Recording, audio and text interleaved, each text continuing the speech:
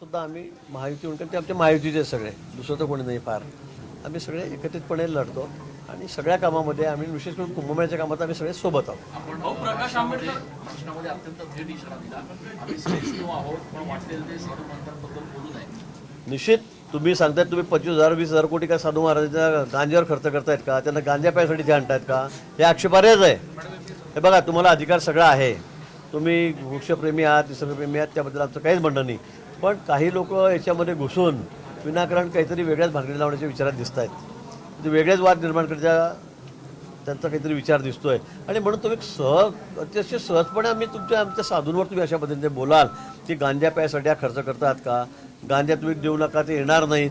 मला वाटतं हे अतिशय आक्षेपार्ह आहे. आणि खरंच सांगतो की हे आम्हीच ऐकू शकतो, दुसरं कोणी ऐकणार नाही असं. आणि म्हणून माझं सगळं त्यांनाही सांगणं आहे की यापुढे असे स्टेटमेंट करू नका, आम्ही काय तुमचं सगळं ऐकून घेऊ. पण अशा पद्धतीने तुम्ही असं म्हणत असाल, कोणी म्हणतात काय केलाच पाहिजे का कुंभ, हे कसं सहन करणार आम्ही, हे आम्ही अजिबात सहन करणार नाही. 2 दिवसापूर्वी निवडणूक आयोगाला हाताशी धरून अन्य पक्ष संपवण्याचा डाव भाजप आखतोय अशा प्रकारचा आरोप प्रकाश आंबेडकरांनी आयोगावर केला आहे.